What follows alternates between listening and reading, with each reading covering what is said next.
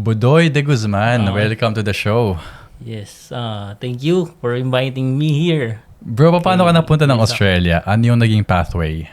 ang naging pathway namin is using my wife's visa, student visa. So ako yung dependent with my son. So tatlo kami dito, living here in Australia for 1 year. 1 year na. 1 year na kami dito. Mhm. Wait, so 2024? 2024, actually 2023 siya, pero December 28. So consider as 2024 na siya. So dito na kayo nag-New Year ng Noong 2020? 23, first New Year namin, first experience namin in Australia, New Year pa nun. So, parang wow kaagad kami. Ano yung nag-motivate sa inyo? Kasi diba successful wedding videographer ka sa Pinas, okay yung career mo doon. Ano yung nag-motivate sa inyo mag-asawa para mag-move sa Australia? Actually, ang nag-motivate sa amin, successful in a way na parang ako lang yung successful.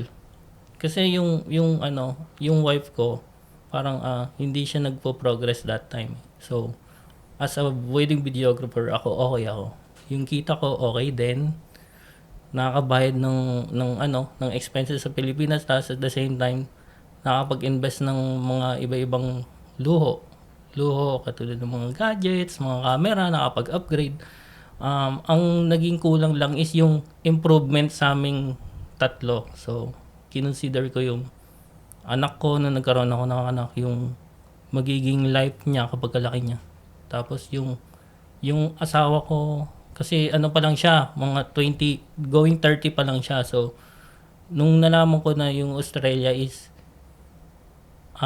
they giving opportunities na makakuha ng PR or citizenship bago dumating yung 35 years old. So, yun na yung time na naisip namin na, what if kaya mag-aral ka sa Australia?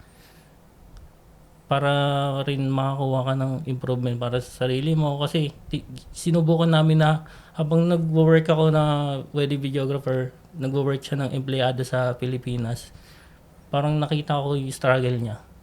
So nakita ko yung struggle ni Mrs. na umuwi siya ng pagod na pagod. Kasi syempre yung dami mo kinoconsider na yung mga transportation, tapos yung hirap ng pagtatrabaho sa Pilipinas, na katulad ng empleyado ka, mga full-time or minsan nga sobra pa sa 8 hours yung trabaho eh. So nakikita ko pagod si Mrs. So nag-isip kami ng option para ma-improve namin yung niya, yung sarili niya. So sa side ko naman, yun nga, nag-struggle ako, sobrang hirap kasi ng wedding sa Pilipinas. Pag nag-shoot ka ng kahit 10 wedding sa Pilipinas, parang kulang pa rin yan para bayaran mo yung mga expenses sa Pilipinas. So, kailangan mag-work ako ng 30 days per month. So, para makuha ko yung mga kailangan para panggastos sa Pilipinas.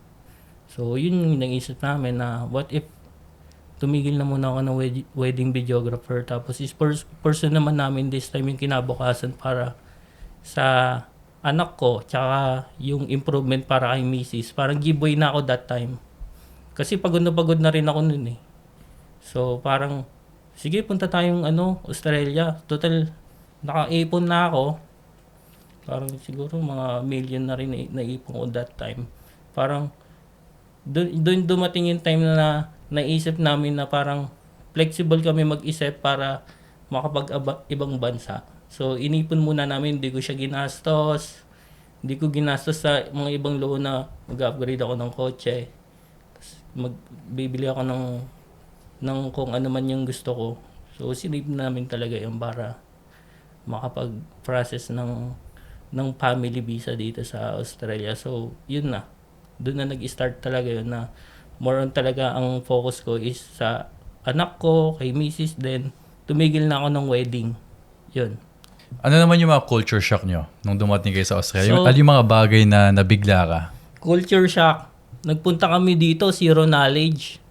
So, nung pagkapunta namin, syempre, New Year yun eh. Tuwan-tuwa pa kami. Nakapunta kami. Pero nung nagpunta kami dito, ang problema namin first is yung accommodation, yung titiran namin. Kasi nung time na yun, busy pala lahat ng mga yung mga apartment, yung mga owner. May rental crisis nun eh. Hindi sila masyadong nagmo-market na na naglo-looking for sila ng mga occupant sa mga apartment nila. So, ang ginawa namin Airbnb muna. So, since may mga kilala rin kami kaibigan, humingi rin kami ng tulong pero busy rin sila eh. So, hindi rin open yung mga kilala nila na may apartment kasi busy. They are having vacation on that time. So, Airbnb lang. So, culture shock, yun yung una naming struggle. Tapos, at the same time, walang work si Mrs. Pagkapunta dito. Wala naman talagang work kaagad eh. Kapag ka, hintay mo pa yung i-start ng nyo, ng school. So, hintay mo muna yung bago ka makapag-work. So, yun yung naging culture shock sa amin. Tapos yung gastos, yung daily expenses na pagkain, mahal. So, kino-convert namin lagi. From time to time, nakakain kami, convert ka agad yun. Convert mo nga sa peso, magkano to? Gaganin ko si Mrs. Kasi yung budget namin that time, limited lang. Limited for parang 1 month lang. So, nag-iba yung plano kasi pagkarating namin, ang hirap palang humanap ng apartment. So, luckily, may nakilala kami after ng mga 2 weeks sa Airbnb. May nakilala kaming Pinoy. Yun nga. Doon sa amin na introduce yung yung Pinoy in Sydney. Tsaka yung Filipino in Sydney, yung piso. So, doon kami nag-post ng mga about sa mga needs namin kapag kabago dito sa Australia. So post kami doon na we're looking for apartment or share sa sa bahay. So doon kami nakakuha ng kababayan na na nagre-rent din. So sila yung principal ng renting, tapos makikiroom lang kami, sharing. So yun, doon kami nag-start. Tapos nung nakakuha kami ng sharing na yon, laking bagay kasi minimize yung costing, tapos makapag-start na kayo, alam mo na sa sarili mo na parang stable na yung family mo sa bahay. Kasi kapag ka Airbnb, laging iisipin mo yung yung daily expenses. Per night kasi yung bayad doon. Tapos naging per week na ngayon nung naka-move kami sa sharing ng bahay. Laking bagay. Tapos in-accept kami family kasi bihira yung ganun, nag-accept na may bata. Tapos mag-asawa sa isang room. So, yun. Doon na nag-start. Yun yung culture shock sa amin. Tapos, yung magandang culture shock na nangyari sa amin, yung nagkaroon ako ng kilala ng mga about sa profession ko na akala ko kasi hindi ko magagamit yung skill ko dito. Since na yung wedding, yun yung naging yung bread and butter ko sa sa Pilipinas. Ginamit ko pa rin siya dito as international editor. So sa Amerika, sa Canada, yun yung naging savior ko sa expenses kasi pagkarating ko dito wala talagang trabaho. So nung nag-edit ako sa UK, sa Amerika, sa Canada, naging additional natulong yun sa akin. So better na yung marami kang savings at saka mga other option na para kumita dito pag magpupunta ka ng Australia. Para kapag ka nakuha mo na yung pick na trabaho para sa stability nyo, yun yung magiging savior mo kahit hindi ka muna tawag dito. Kahit hindi ka muna maging hunger sa pagtatrabaho, basta focus na muna kayo sa stability lang muna. Ngayon na over 1 year na kayo dito sa Australia, may anak ka, may asawa ka, do you think Australia is a good place for young family to start? Of course. Kasi, yun nga. Ano yung Especially- parang, ano yung nakita mo dito na wala sa Pilipinas na, uy, okay to gusto ko palakihin yung anak ko dito, yung family ko dito. Yeah, especially, yun nga, number one sa akin yung safety. Kasi nung sa Pilipinas talaga, hindi ako tiwala na palalabas yung anak ko. Tsaka kapag lumaki yung anak ko, hindi ko maiisip na, alam mo yung additional na lagi mag-aalala ka. Dito kasi parang less Maliless na talaga yung pag-aalala mo pag lumaki yung anak mo. Tapos in terms of opportunity, mas marami opportunity yung anak ko, for sure. Yun sa akin nga, nung nagpunta kami dito, parang hindi ko na iniisip dahil, sige, full-time daddy ako. Kasi ako, yung age ko kasi, hindi na pwede, parang may age bracket na after 35 mo. Parang hindi, pwede ka na mag-aral kung gusto mo, pero para sa akin, hindi na Kasi parang mas gusto ko talaga yung isip ko kasi creative talaga. Gusto kong gamitin yung wedding. Gusto kong gamitin yung skill ko na na-invest ko sa Pilipinas. Pero noon that time na yon, iniisip ko kung paano ko siya gagamitin. Pag-usapan natin yung buhay mo as a wedding videographer. So sa Pinas, ilang years ka nag-wedding videography doon? Sa Pilipinas since 2015. Yeah, since 2015. Nag-start ako noon hindi muna ako wedding videographer. Nag-start muna ako as an IT sa isang newspaper company. Tapos from that position, nakilala ko kasi yung chief in photography namin ng newspaper. So from that naging mentor ko siya. So nag-apprentice ako sa company namin as photographer. So yun, dun niya ako inintroduce sa mga fields. Yan, pinalabas ako, pinag-shoot ako sa kalsada, sa mga streets. So hindi mo siya pinag-aralan sa college? Hindi ko siya pinag-aralan sa college. Nagkaroon lang ako ng knowledge nung college ako when it comes to editing kasi multimedia. Part siya ng course ko as computer science student. Pero hindi siya yung talagang finokus doon. More on programming kasi yung computer science. Tapos isang subject lang yung multimedia arts. So nag-focus lang ako more on editing. So more on editing, from that natutunan ko talaga yung creative instinct sa field. Kapag ka nag-work ka na talaga sa experience, so doon mo siya makukuha. So nung nag-work ako sa field, doon ako na-develop sa pag-hawak ng camera, tapos pag-aantay ng mga moments, sa mga anticipation, kasi yun as photojournalist, hindi mo makokontrol lahat ng situation. Mag-aantay ka lang ng right time, tapos right framing sa mga moments. Sino yung mga celebrity na shoot mo sa Pilipinas na wedding? Meron ba? Celebrity, di ko alam kung celebrity, pero Yung mga kilala? Kilala. Sa social media, more on social media siguro. Siguro, may mga celebrity din, marami. Si Tim Yap, nung nag-propose si Tim Yap sa sa fiancé niya. Sino pa? Tapos, marami talaga, sobrang dami. Pero pinaka hindi ko makakalimutan, sila Julia Barreto. Julia Barreto. Tapos, yung pinaka hindi ko makakalimutan, syempre, kasi trending Yung time na yun, yung Team Payaman. So, yun.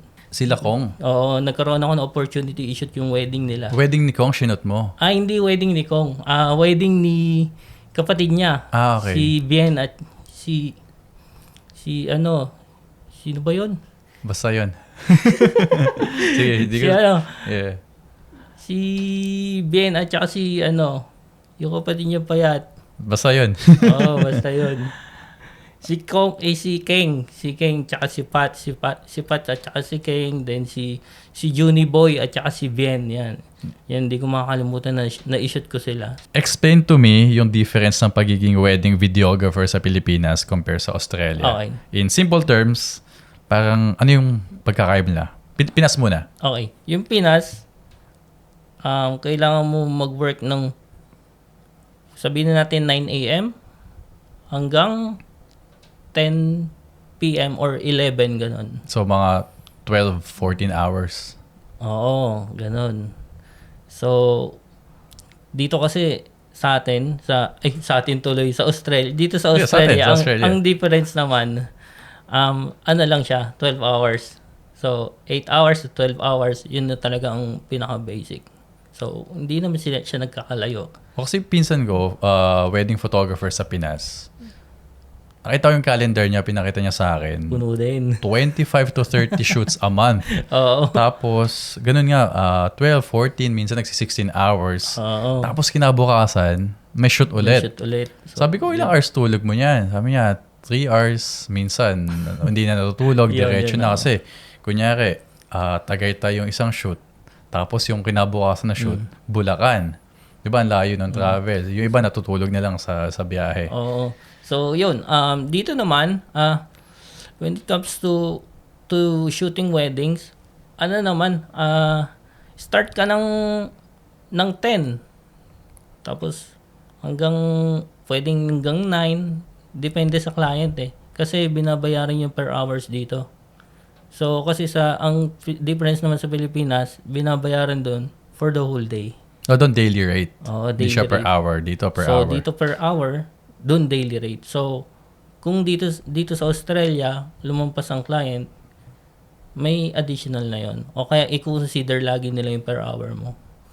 Lagi nilang i-manage yung time. Kung ano yung importante sa kanila. Doon na sa Pilipinas, kung ano yung gusto nila for the whole day, kung gusto nila hanggang 12 mo talaga i-shoot yun. Pag-usapan natin yung creativity, yung creative side ng wedding videography sa Pinas versus Australia. Ano yung big difference niya based on your experience? Ang big difference ng creativity dito compare sa Pilipinas is sa Pilipinas kasi you have to be creative para makasabay ka doon sa standard ng pagiging videographer or photographer sa Pilipinas. So, alam naman natin kung gaano kagaling ang mga Pinoy sa wedding. When you say creative, ano ibig sabihin nun pag sa Pinas ka? In creative is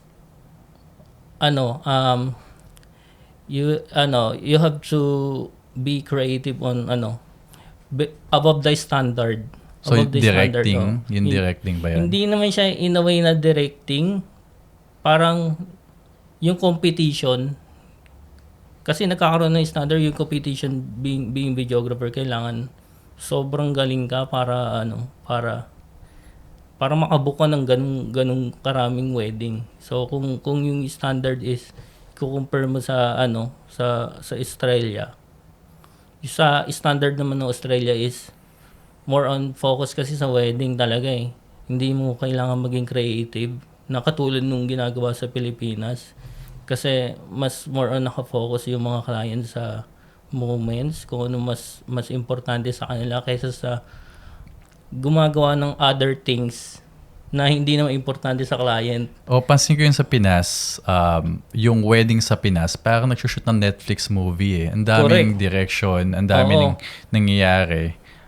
Which nothing wrong with that. Pero sa Australia, yung wedding industry, what I like here is yung they just want you to capture the moment. Capture the moments. Parang kumbaga magbigay ka ng ibang part na galing sa'yo. Creative na yun sa kanila. Parang kumbaga, wow na yun sa kanila. Yung magbigay ka ng other things bukod dun sa gusto nila. Pero you have to make sure na gusto rin nila yung ginagawa nila.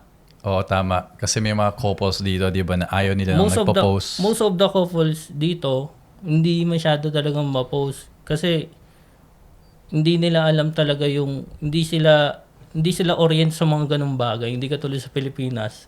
Sobrang oriented ang mga Pinay or Pinoy na mga couple na nakapanood na ng ibang wedding tapos gusto nang halos pagaya yung wedding ng iba eh. Oo. Parang kumbaga, yun nga, competitive ang mga couple sa Pinas.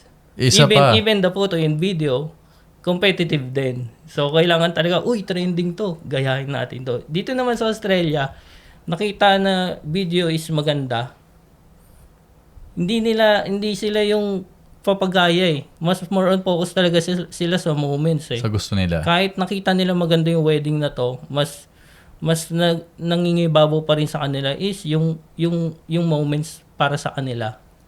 Yun. I think, yeah, yung one of the big difference dito, wedding sa Australia, they just want you to capture the moment. Parang invisible ka, di ba? Yes, Just ayun, shoot what's invisible. happening.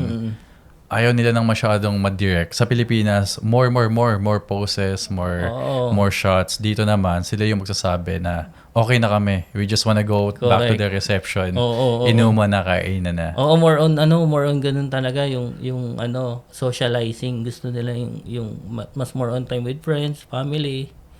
So, as a wedding videographer, gagawa ka ng way mo how to be creative on that moment. So, yun yung pinagkaiba. How to be creative on a moment na kinakandids mo sila. Hindi yung how to be creative in a way na Posy, directing, parang client needs to adjust for you. Hindi siya yung you need to adjust for them. Yes, kasi parang sila parang ayun nga, director ka na pag sa Pinas. Parang kailangan yung client nag-a-adjust sa'yo. Parang binibigyan ka nila ng time para mag-capture ng ganito. Sa Australia naman, ikaw yung mag-a-adjust sa time. Kailangan specific sa time na ganito na binigay yung time na to 5 minutes. Sobrang bonus na yung pag binigyan ka ng 5 minutes para mag-shoot para sa kanila. So yung wedding photo and video sa Pinas, parang ikaw yung boss. Pag hindi ka pa tapos mag-shoot, hindi matutuloy yung reception hanggat hindi pa happy yung couple. Parang naging normalized na yung ganun. Pero dito, pag sinabi ng couple or nung organizer or MC na by 4:30 dapat tapos na yung shoot. Dapat tapos na kasi may reception na. No? Correct. So, dun sa Pilipinas kasi talagang kailangan 4 hours before wedding or 6 hours before wedding. Dito kasi kailangan yung couple yung magbibigay sa'yo ng time. Kunyari 2 hours lang yung preps. So 2 hours gagawa ka ng way mo kung paano maging creative sa ganun. So limited time siya dito sa Australia. Tapos sa Pilipinas maraming time, maraming ginagawa. Parang kumbaga ang daming hocus-pocus. Pero ikaw, saan ka mas masaya as a wedding videographer, photographer? Sa Pinas o sa Australia? In terms of creativity, marami akong nagagawa sa Pinas. Pero Kasi nga dito nadidirect mo sila. nadidirect ko eh. So parang sila yung nag-a-adjust para sa shot. Dito kasi since limited time siya, bibigyan ka ng 2 hours, 3 hours of preps or minsan nga mag-a-add ka pa ng extra effort na pupunta ka ng maaga para ma-shoot ng lahat yung gusto mo. So, bonus sa kanila yon kasi parang nagbigay ka ng effort para ma-shoot mo yung gusto mo, extra time. So, pero para sa'yo, saan ka mas masaya? Masaya ako sa dito. Masaya ako dito kasi yung oras. Kasi kinukonsider ko rin talaga yung oras eh. Pupunta ako, hindi naman sobrang aga eh. Dito mga 10 a.m. Minsan 10 a.m. hapon pa, no? Hapon, oo. So parang ang dami kong time na asikasuhin muna yung anak ko bago ako umalis ng bahay. I-make sure ko muna na okay yung anak ko bago ako umalis ng bahay. So, unlike sa Pinas, masasabi mo na parang mas magaan yung pagiging wedding videographer mas magaan dito. Parang tapos na yung wedding, may araw pa eh. Sa Pilipinas, tapos na yung wedding, madaling araw na eh. Saan mas malaki yung kita, wedding videographers sa Australia o sa Pinas? Sa Australia. Bakit? Ngayon, kinikita ko is 4 digits. Pinakamalaki is 1.8. Tapos, 1.8 AUD. AUD. Tapos, sa Pinas naman, ang pinakamalaki kinita ko, sabihin natin, 15. Yan. 15,000 pesos. 15,000. So, that's around pero ang $350? Pinakamalaki kinita ko yon, pero bihira yon. So, if we would convert yung monthly income mo dito as a wedding videographer, convert natin sa peso, nasa magkano siya? Yung monthly, siguro, pinaka-basic na is for wedding per month. For weddings per month, sabihin natin 4,000. 4,000 AUD. Oo. per month. Oo. 4 na wedding lang yun, Oh, 4 na wedding, 4,000. So, paano pag nag-8 ka? nasa mga 150K Oo, pesos. ganon. So, 4 na wedding. 4. Pinaka-unti na yun. Okay. Pinaka-unting wedding ko na yun sa isang buwan. Dito. Mm. Kaya nga nung umabot ako ng 8 pinaka-okay. Tapos 15, ganon. 8 to 15 ang wedding ko dito. So, dito sa Australia, so 4 weddings, kumita ka ng mga 150,000 pesos. Goods na siya to pay your bills. Pero kung yung 150,000 pesos sa Pilipinas, ilang shoot yun? Ay, naku. Kailangan, 30 yun. Sa 5,000 na rate mo, 30 days straight yun. So, yung daily rate doon na 5,000 per day, dapat mag-work ka ng 30 shoots 30 shoots. in 1 month. In 1 Pero month. dito, kikitain mo ng 4 na shoot. Oo, ganun. So, imagine mo kung yung sipag nung videographer doon na 30 days a month nag-shoot, dalin mo dito. Ang yaman mo na. Milyonaryo ka na, no? Oo. Kasi, $4,000, which is, convert nga natin. Convert Kasi, mo nga. For the viewers. So, $4,000, lagyan natin sa 37. Okay nga, about 148K. Sabihin natin 150K. So, 150K, 4 na shoot. Tingnan mo yung 150K sa 30 days. Okay, Kung magkano per day yun. 150,000, Divide mo sa... 5,000. Oh, O, 30 nga. 30. 30 Yan yung kinikita shoots. ko nasa Pinas ako. Pero bihira yung 15K na sinasabi ko. Pinakamalaki na yun na kinita ko sa sa Pinas noong time na yun. So, Pero hindi naman lagi yun. So, basically, yan ang kinikita ko sa Pinas. 150 per month, 30 days. So, kung average ka dito, 1,000 AUD per shoot. Times, kunyari nag-30 shoots ka a month. Which is 30,000 AUD times 37. Parang na yan. 1.1 million. Oo. Chong, Pero ayaw 1.1 kong gawin yan million. dito. Oo. Kasi syempre, Kapagod. nakafocus ako more on health na eh. Pero Kaya imagine nga ako 1.1 nagpunta million dito. pesos per month kung magta-30 shoots ka dito, di ba? Ano pa yan? Freelance rate yan. Freelance. Paano pa kaya kapag may sarili kang wedding? Ang wedding ko dito, hindi naman most of the time freelance eh. So, sabihin na natin sa 75 weddings, kasi yun ang bookings ko ngayon dito. 75 weddings ako as of today. So, kung kalahati nun is freelance, kalahati is account ko, sarili kong account. So, sa sarili kong account, parang times 2, times 3 yung, yung rate nun eh.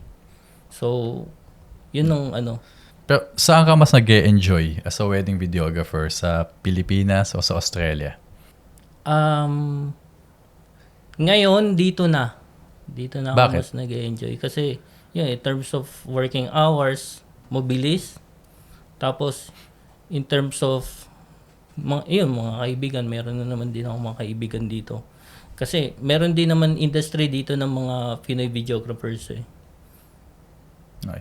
Tapos, in terms of kita, mas malaki syempre. Pag-usapan natin yung crew meal. Kasi patok to sa Pinas eh. Ano yung difference ng crew meal ng wedding videographer o photographer sa Pinas compare sa Australia? Yun. Explain it to me. Same lang naman sa Pinas. Kung ano yung kailangan i-provide ng client mo. Kailangan papakainin ka rin naman sa Pinas. Ano yung difference ng pagkain? Sa Ang Pinas, difference ano yung naman, usually kinakain nyo? Usually nang kinakain kasi Jollibee, tapos pwede inasal, McDo, kung ano yung mabilis. More on fast foods.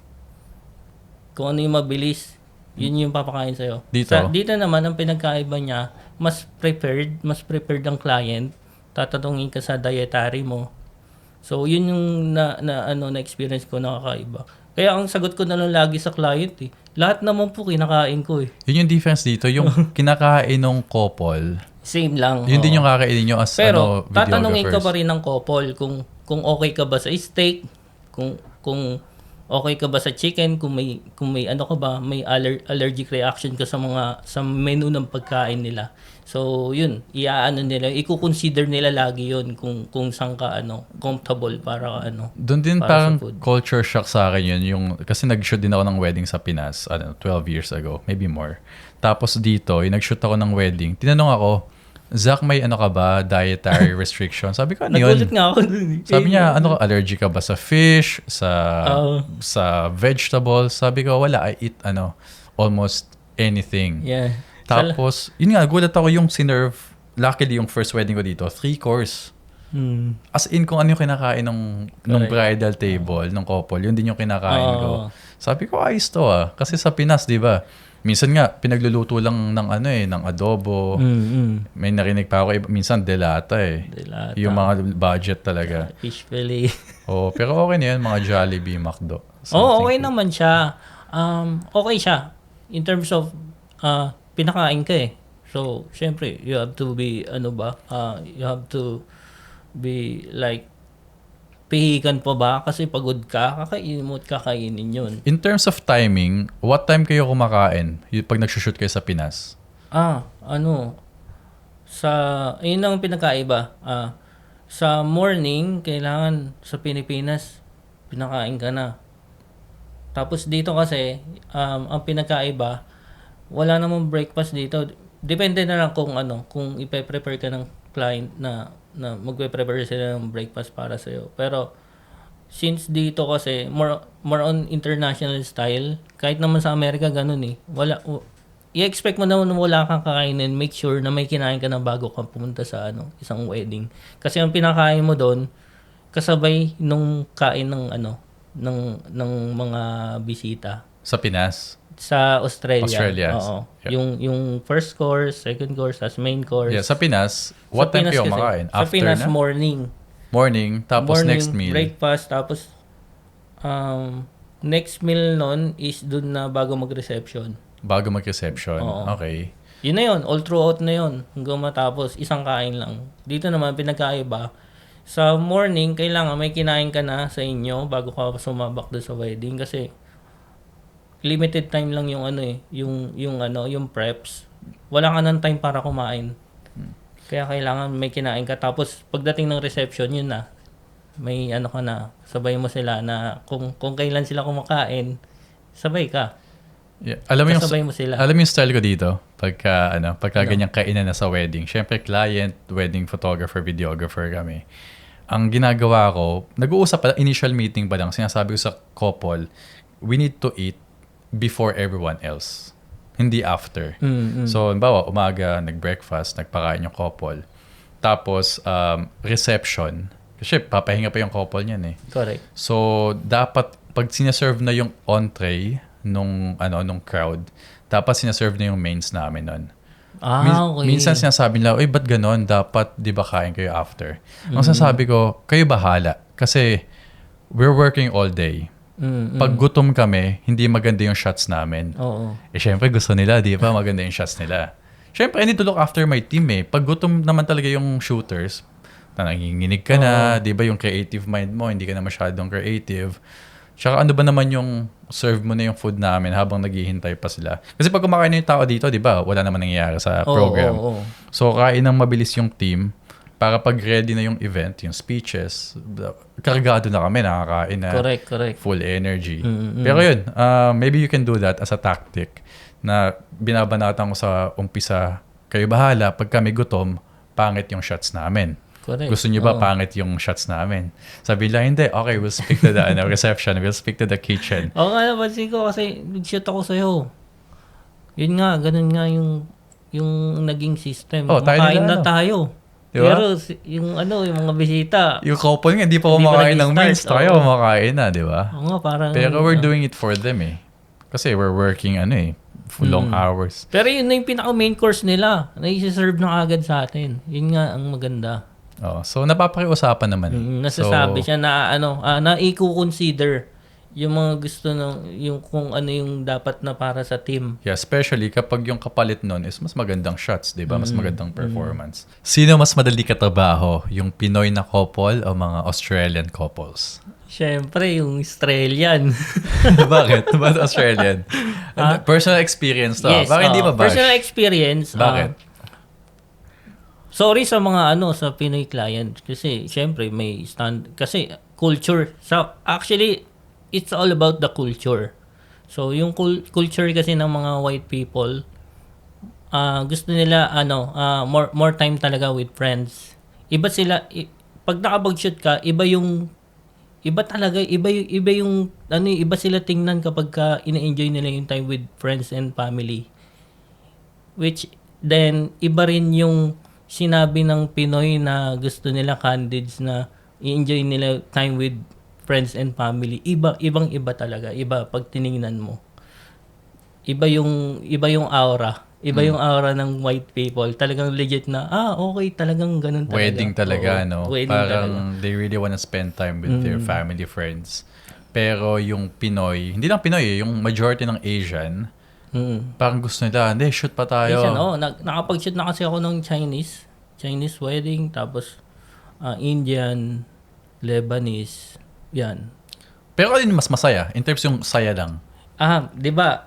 Chinese, Filipino, Lebanese, Indian. Nandito sila sa side na to na na hindi yung hindi siya talaga yung legit na parang more on parang lahat hindi mo sila lahat na makikitang nag-enjoy with the time. Parang yung puti talaga pag nakita mo talaga walwal talaga. As in, Especially after inom. party, talagang sobrang after party. Masasabi mo talaga kahit wala ka nang sabihin na gagawin nila eh.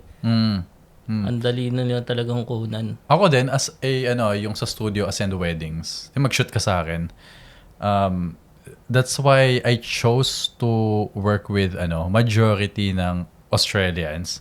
Kasi business-wise, mas madali sila katrabaho. Wala kasing program ang reception. Very relaxed no? Parang ikaw din yung bahala. Parang very yung communication, ang dali. Pag sinabi nila na, uy, okay na kami, happy na kami with the photos, ikaw, chill ka na. Wala, yung expectation nila mas mababa. Kasi nga, yung kultura nila na walang program reception, yun na talaga yun. Straight na walang program. Kasi yung kultura ng Chinese, kultura ng Lebanese, may mga program talaga yan. Indian, may program yan. Na yung kailangan may sasayaw na sa Chinese may sasayaw na dragon na tapos sa Indian may program din sila na sasayaw yung family, relatives. Tapos sa Lebanese may sasayaw na yung may tambol na gumaganon yung mga So sa Pinas naman more on parang may games, more on parang entertaining. May trip to Jerusalem entertaining, pa, yes. Oo, yun yung program. Yeah. Sa white people, as in, walang program. Speeches, yun lang yun. Tapos, after party. That's it. After ng ceremony, konting photoshoot, mga 1 hour, minsan less pa, di ba? Oo. Tapos canapes.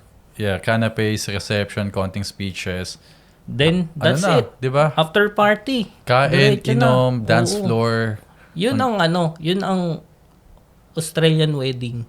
Tapos, ikaw naman, yun ang Western. As a videographer, parang ikaw capturing the moments lang. Capturing, Less direction. Make sure you capture all what happened kasi walang program yun. So, yun. How do you manage working with Bridezilla and yung Groomzilla? Yung mga arte na couple. Paano mo sila minamanage? Sa dami ko ng wedding na shinote, yun, kapag ka ganon, kukonsider mo talaga yung mood nila. So, kung yung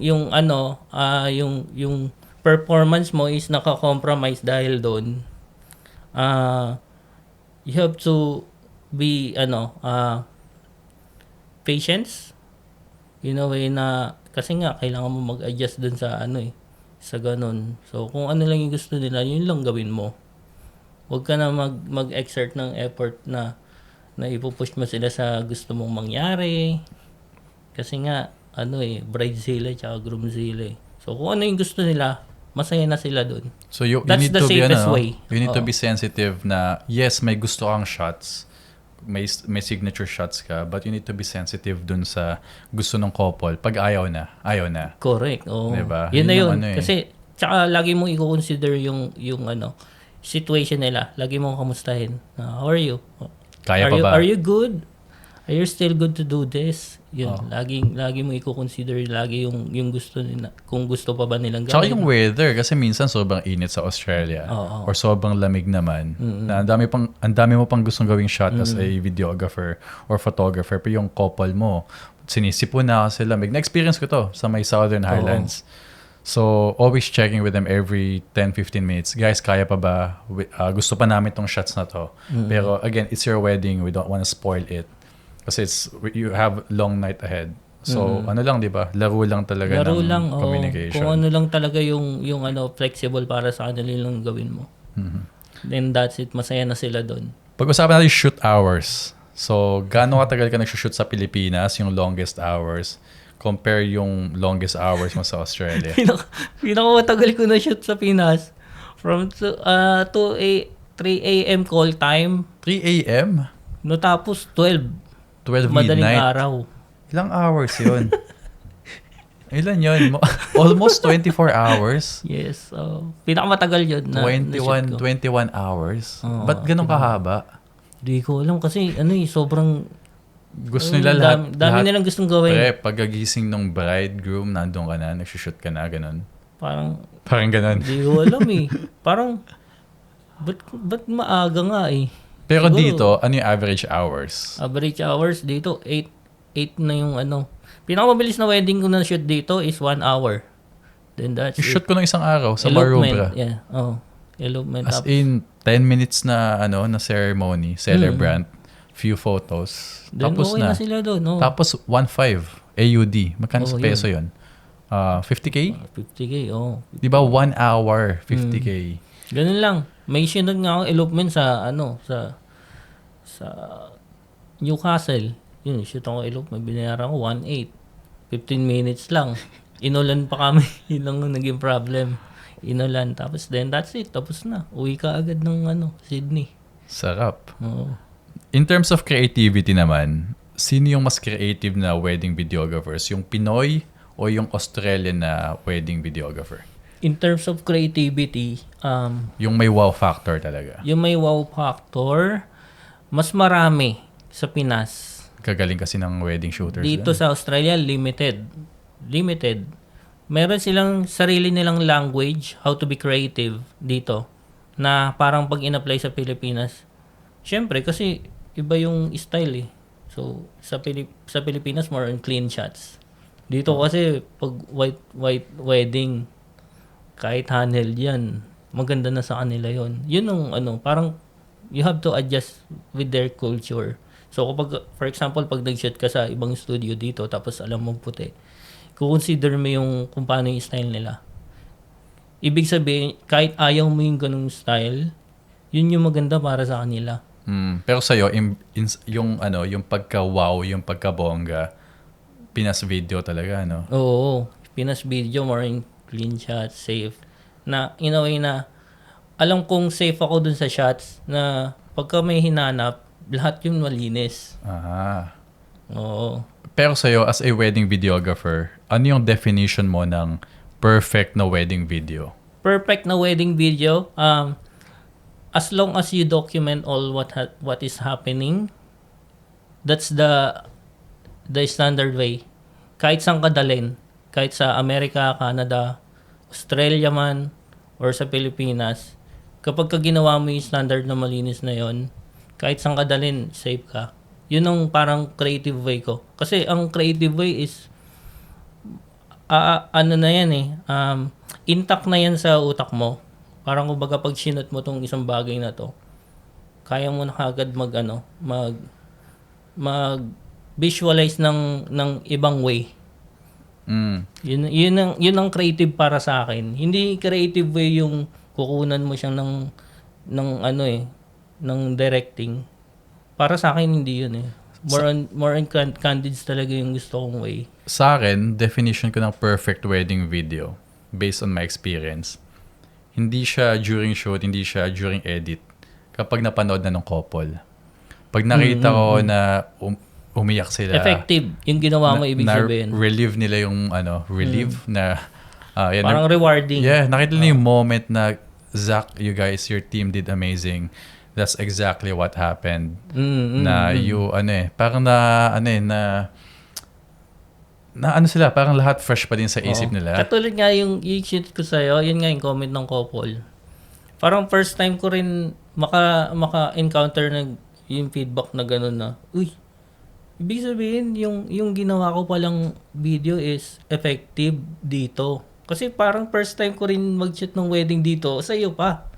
Parang yung output na yun, first time ko rin magkaroon ng review sa client. Parang, Ay, Aling shoot okay. yun? Yung sa may malapit sa city? Yung sa ano, Sa may pier? sa beer. Yun. Okay, yeah. Parang, sabi ko, ibig sabihin, yung ginagawa ko pala is naka-align din sa standard ng Australian style.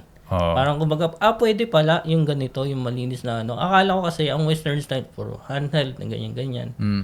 Parang kumbaga, orthodox style. I think, after doing wedding videography, photography for more than 10 years, yung definition ko ng magandang wedding video photo, nagbago na siya eh.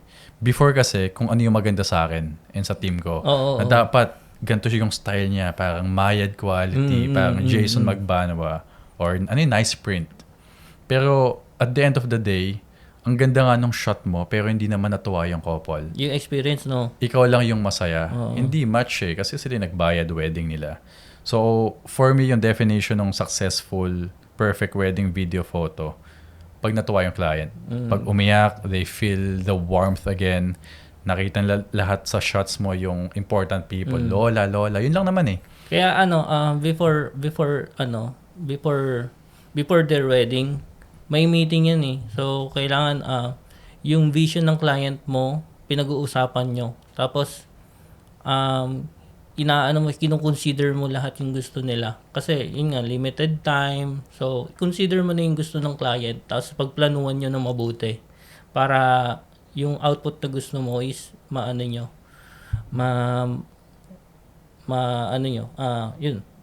magawa nyo. Para yung vision mo, tapos between Vision your vision, nagme-meet silang dalawa. Hindi Yeah. yung vision mo lang yung nagagawa mo na gusto mo na ganito lahat. Yun pa lang yung ginagawa mo, ayaw pala ng client. May mga, may mga wedding videographers, photographers na, I wouldn't call it ego, but they're very artistic. Na gusto nila yung shoot nila based dun sa style nila. Style nila, no? Oo. I guess depende rin sa dun sa client, sa couple. If they hired you and then they're gonna follow Correct. your style, or they're gonna hire you and then this is what we want. Pero usually kasi couples, they're smart eh. They will choose a videographer, photographer na pasok sa gusto nila. Correct. Oo. So, but for me, again, at the end of the day, kung ano yung makakapagpasaya sa couple. Kasi wedding nila yun. Oo, kung ano pa rin makapagpasaya sa kanila. Kasi yun yung general market. Yep. Kahit anong style kaya mong gawin, basta kaya mo mag-adjust. Kumbaga flexible ka sa lahat ng style. Kung ano man yung gusto nila. Paano na bago yung pananaw mo in the wedding industry nung nasa Pilipinas ka and then nag-move ka sa Australia? In terms of what? Ano yung natutunan mo dito sa Australia in terms of, the wedding industry? Ang natutunan ko in terms of wedding sa Pilipinas tsaka dito, sa more on sa pagtatrabaho ng yung sa oras nga. Kasi mapapabayaan mo yung sarili mo talaga kapag nakafocus ka lang sa trabaho. Bigyan mo rin ng time yung sarili mo na in terms of the health. Kailangan mo na exercise, tapos kailangan mo rin i-consider yung mga kakainin mo. Tapos make sure yung ibabayad sa'yo is worth it ng pagod mo. Yun yung natutunan ko. So, so far, yung ko naman, nababayaran naman ako ng okay dito. Happy ka naman? Then, yun yung goal ko talaga. Na mabayaran ko ano yung effort na binibigay ko. Yung nababayaran ako based dun sa skill na naibibigay ko. Yung naibibigay ko para dun sa client nila or sa client ko. Dadating talaga yung panahon na as a wedding videographer, photographer, na yung focus mo business na eh. 'Di ba? Na yung money, na how it will benefit your family. Correct. Oh. After doing it for many years, ako more than 10 years, dati focus talaga ako sa creativity, yung gusto ko as an artist. Oh. But now, may natawag ng MLE, yung minimum level of engagement. For example, ang minimum ko is 5K per wedding. Pag 3K lang yung budget ng client, I'll give it to someone else na within their budget. But Okay. ako personally, for me to make it worthwhile, I have to stick to my budget. Kasi business ka na eh. May shooters ka, may editors ka sa Pilipinas or dito. So, dapat yung trabaho na tatanggapin mo will make sense para sa'yo to grow the business. Otherwise, kung kung ano ka, kunyari minimum charge mo is 5K, tumanggap ka ng 1.5 kasi naaawa ka. Charity tawag doon. Charity, oo. 'Di ba? Masaya yung couple pero yung team mo, ikaw, tapos long hours pa, 'di Hindi ba? ka masaya. 'Di ba? So, ako pinapasa ko dun sa okay, 1.5 po yung budget nyo. May kilala ko, baguhan na tumatanggap ng 1.5. Maganda rin yung decent, ganyan. decent ipapasa yung mo work siya. nila. Pero wag kayo mag-expect na, 'di ba? Parang very high quality kasi ang daming ganun sa Pinas, 'di ba? Uy, gusto ko yung ganito, Madam Jason Magbanwa or Malamayad. Pero yung budget nila pang yung budget meal lang. So hindi pwede, 'di ba? Kasi explain mo, yung ganyan pong shoot, 10 po yung shooters Pero niyan. sobrang dami na magagaling sa Pinas, kaya rin nilang gawin yun. Kaya may karapatan lahat ng videographer sa Pinas since maraming magagaling.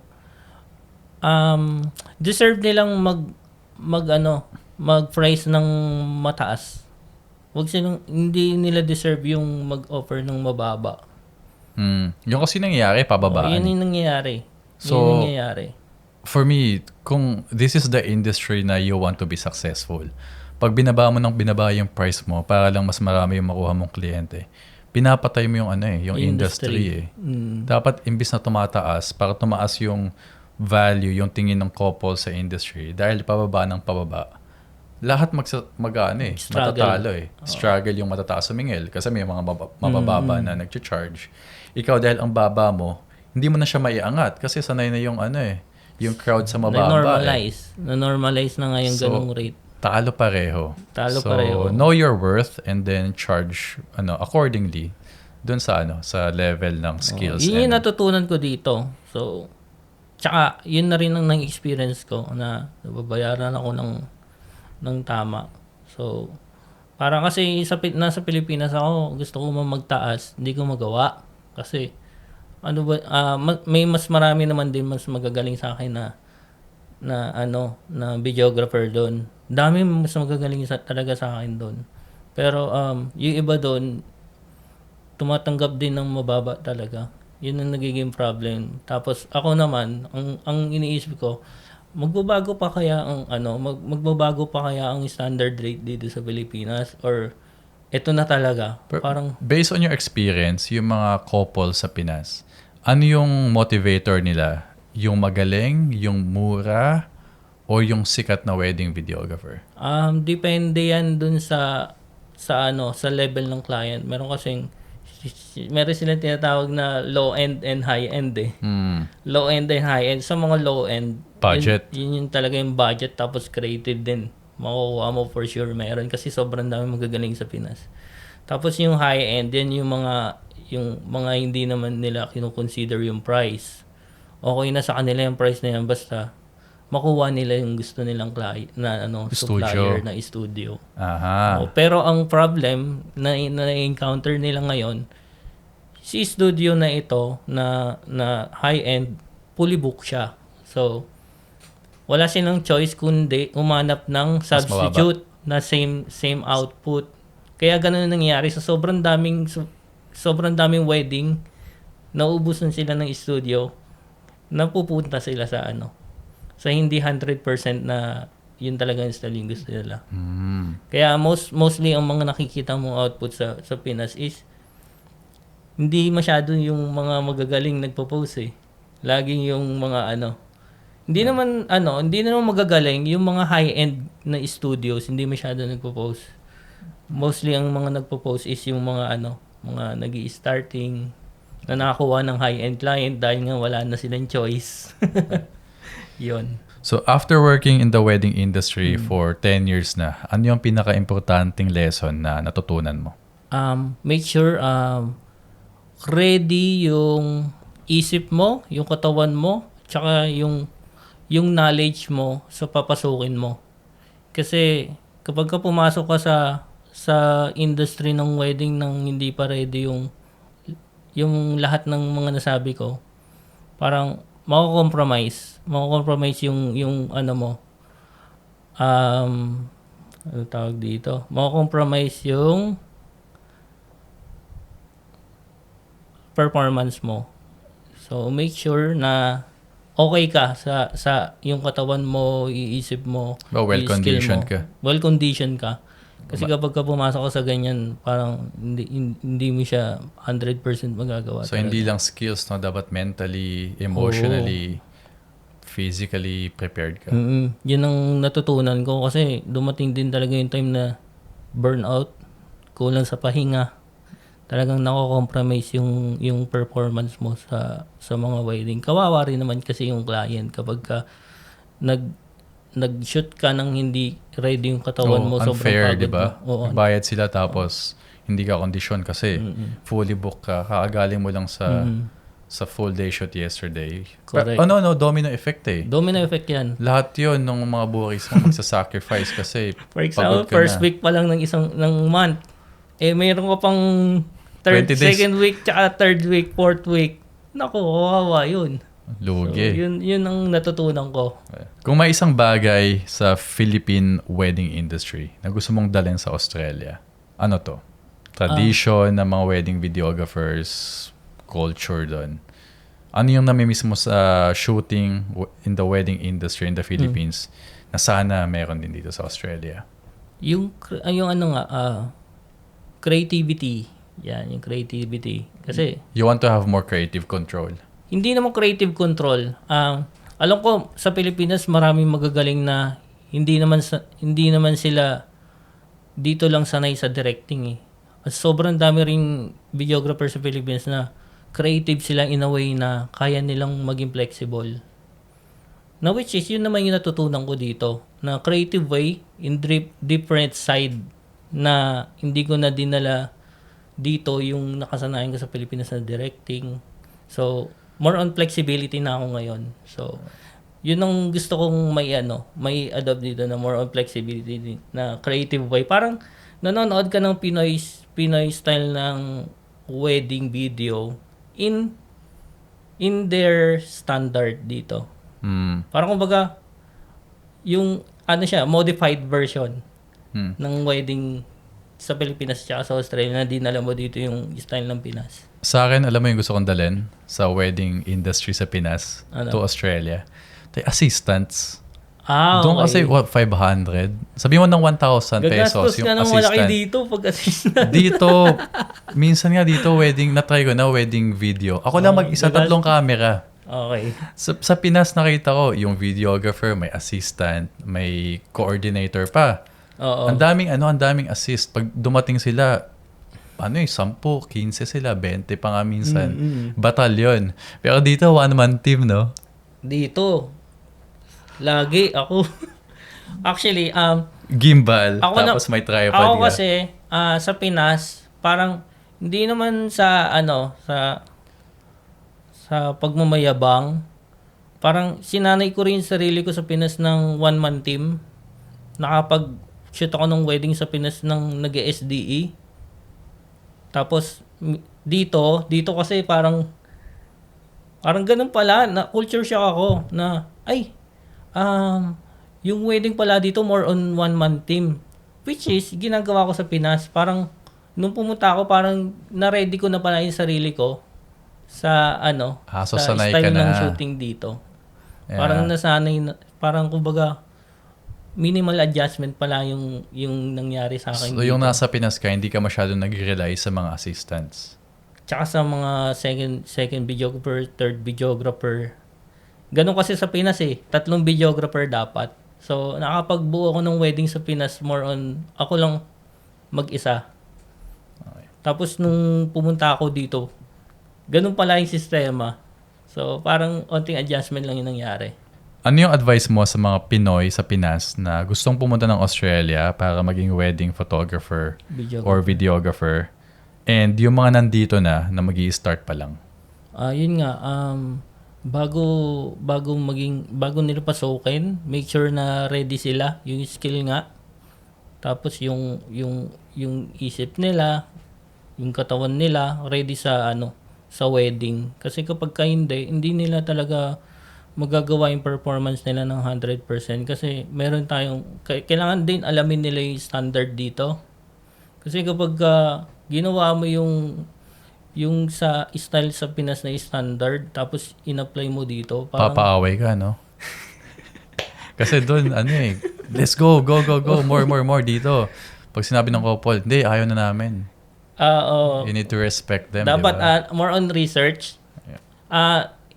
Number one way na naging open yung mga information sa akin is yung nag-edit ako sa Amerika, nag-edit ako Canada, nag-edit ako UK.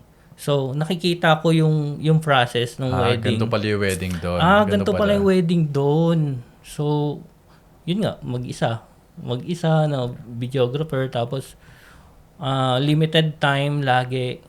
So have the skills, have the More right on research mindset, dapat. Oo. physically prepared, mentally prepared. And Tapos yung standard. kung connections. paano. Connections. Connections. Yun. Connect with mga local na dito na videographers, photographers. Oo. Paturo sila, no? Paturo sila. Huwag ka agad yung sabak na porket marami ka ng wedding na experience sa Pinas. Sa Pinas lang. Pero iba na talaga kapag ka ibang bansa. So, kasi iba-ibang culture, multicultural. Iba-ibang culture kapag ka Chinese, iba 'yon. Minsan may Chinese at saka Lebanese naging partner. Ibang Mixed wedding culture. 'yun, mixed culture 'yun. So, white tsaka Korean, yung mga ganun. Iba-ibang kultura 'yon. So, kailangan mong aralin lahat yung iba-ibang kultura. Kapag ka nag-mix kasi yun, makukulture shock ka, hindi mo alam kung anong gagawin mo sa mga moment na yun. Oo, minsan, last time may sinunod ako na years ago wedding, orthodox sila yung religion nila. Na ako kasi sanay ako sa Christian wedding, kahit saan pwede ka eh. Umapa ako sa stage sa church. Tapos tinaboy ako nung ministro or priest nila, bawal ka dyan. Parang kami lang yung pwede. Sabi ko, sorry po, hindi ko alam. Tapos yung Orthodox wedding kasi, ang haba pang 4 hours yata yun or 3. Anyway, that's the point, di ba? Understand yung tradition, yung kailangan cultures. Kailangan lagi, yung mga locals, maging teachable ka lagi. All the time. Kailangan, teachable ka, makinig ka sa mga kailangan kasi hindi porket na alam mo na lahat sa wedding sa Pinas. Pagkarating mo dito, mag-iiba talaga yung mga bawal at hindi. Kailangan mo i-consider lahat yun. Okay. Ano yung mga tips or advice mo sa mga ikakasal, sa mga couple naman, on how to work with their wedding videographers and photographers? Ano yung mga dapat nilang malaman? When it comes, works with me? For you or general wedding videographers, photographers? Advice ko sa kanila, kunin nila kung ano yung videographer na nasa puso talaga nila. Nasa puso nila? Oo. Kung ano talaga yung, kunyari, yung mga output ng mga studios na nakikita nila, ilagay nila yung sarili nila doon sa sitwasyon na nakikita nilang video kung para ba sa kanila yun. Kasi, in that way, para kapag ka nag-decide sila na ito na yung videographer, talagang gusto nila yun. Ako, advice ko for them, sa mga ikakasal, may advice sa mga ikakasal in terms of dealing with their wedding photographers, videographers, do your best to meet them face-to-face. Or kahit Zoom. Correct. Kasi mabavibe mo kung magbavibe kayo eh. Kasi pwede ang ganda ng trabaho niyan sa website, pero yung attitude pala nila sa work, hindi magmamatch. Oo, correct. Mairita kayo. Kailangan may first impression pa rin sila sa isa't isa. Yes. So, pag ayaw kayo i-meet in person ng photographer, videographer, for me, red flag yun. Ako, minimit ko sila in person as much as possible. Not only for them, for me. Mamaya, maarte pala sila. It will cause me headache. Then, I'll decline yung, diba, yung business. Ganyan din ako sa couple. First impression ko lagi na, okay ba tong client na to para sa akin? Kasi kung bride sila or groom sila, hindi ko tatanggapin yung bookings. Diba? Ano yun eh, parang mabibisit kumbaga ka. iniingatan mo rin sarili mo. Correct. Tapos, groomzilla, bridezilla, nag-iwan ng body review sa'yo kahit ang ganda ng performance Nakakatakot mo. magkaroon din kasi ng client ng ganyan. So, you have to be aware. Yeah. kailangan i-meet mo muna sila bago mo sila i-book. Meet mo sila in person or via Zoom. That's my advice din sa mga wedding photographer, videographer in the Philippines and Australia. Coming from someone with more than 10 years of experience, meet mo yung client mo. Make sure you like them as well. Okay, ayun. Kasi, pag hindi kayo vibe, masisira yung araw mo, sira yung araw nila. Ang haba nun, 12, 14 hours. At saka Hindi kayo nagmamatch. Pag-usapan niyo yung gusto. Kung ano yung gusto ng client na ayaw na nila yung ganitong part gawin. Meet expectation. Ano expectation ni client? Kasi, ano expectation mo? Pag nagtugma, let's go. Pag hindi, maybe hindi para sa'yo yun. Pasa mo na lang sa iba. Kasi ako na-experience ko, inaamin ko minsan, nung nasa Pinas ako, nagbubook ako ng client na hindi masyadong napag-meetingan yung gagawin, hindi masyadong well-planned. Hirap nun. Parang kumbaga, parang sinabi sa sarili ko, master na ako dyan sa wedding eh. Alam ko na yung mangyayari dyan, same-same lang naman. Hindi ganun. Parang kumbaga lumalabas yung output ng generic. Always ask what they want, no? Always ask what they want para yun yung reflection ng nila, ng wedding nila. Yun yung vision nila, lumalabas yung vision ng client. Hindi yung vision mo na generic, naka-default lang, na parang pinalitan lang ng ulo yung client, na same lang naman pala yung chat. Ganun yung nangyayari. Very template, no? Templated nga. Yun. Templated. That's the correct definition of Unless yun yung gusto ng client. Na gusto namin gantong-ganto. Okay lang yun, di ba? Pero it's good to always ask them. Mamaya iba yung gusto nila. Correct. Tapos na yung wedding, hindi mo na shoot yung gusto nila. Naku, sakit sa ulo yun. Kaya ako, inaalam ko muna personality nila. Tinatanong ko kung paano silang couple. Kasi meron din kasi client na gusto yung happy pala na output na ginawa ko before.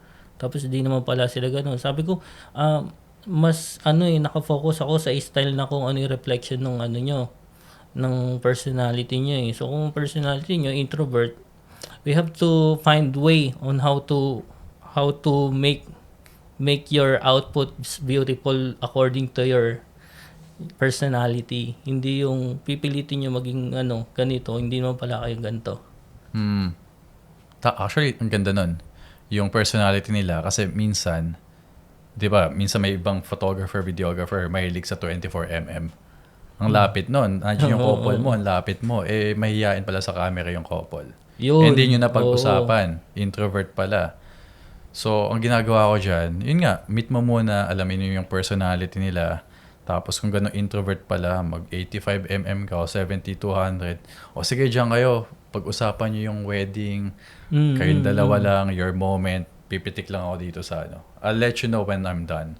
At least, di ba, they don't feel like na may photographer tayong katabi. May ilang, parang awkward na talaga sa kanila. Siyempre, ayun ang iniiwasan ko rin maramdaman ng couple na awkward. Kapag introvert pala, tapos nag-beauty shot ako na, okay, look at the camera this way. Nahiya pala. Wala na. Awkward na yun. So, or kaya insecure, bago ko gawin yung mga bagay na ganon, inaalam ko muna kung fit ba yun sa client. Yung directing, tinatanong ko, how do you rate yourself when it comes to directing? From 1 to 10, sasabihin nila 5. So, minimal lang yun. Kung 3 beses ako nagde-direct, 1 lang yun or 2 times. Ganun ako. Para alam kaagad nila, para on the day, alam na kaagad nila kung paano ako mag-approach. Budoy, saan mo gusto mag-retire? Sa Pilipinas or Australia? Sa Pinas. Sa Pinas. Bakit Pinas? Kasi, sa Pinas kasi, nandun na rin yung yung investment ko na bahay. Nandun yung bahay. Kung dadating yung time na nakaipon na kami from dito, pwede na kami umuwi. Kung matanda na talaga, hindi na makakapagtrabaho as wedding videographer. Ilan taon For ka sure na ba kami, nakaipon na kami. Ilan taon ka na? 35 na ako. 35. 36 na ako. Kailan mo gusto mag-retire? Siguro sabihin na natin, mga 60 or 45. Yan. 45 or 60? Ay, 50 to 60. Oh, yan. 50 to 60. Okay. 50 to 60. Yan. Okay. So, let's say 50, 55. Gusto mo retired ka na. Balik ka sa Pilipinas. Balik ako sa Pilipinas. For sure, may business ako noon. Pero hindi ko pa alam kung ano. Pero for sure, nakaipunan ako na may business ako sa Pilipinas. Paano yung healthcare? When it comes to healthcare, kasi matanda ka na naman din kasi. So, Oh, mas ano ka na, mas mahina ka na. Kasi Paano yung dito pag kinamahan ka ng sakit? kasi dito kasi nalaman ko lang sa mga nakatira dito, yung home for the agent. Ayoko naman nung ganun. Enjoy Okay. life na ako, tapos healthy living. Parang same lang din naman yun eh. Mhm. Kasi yung home for the agent, parang Age care. Age care.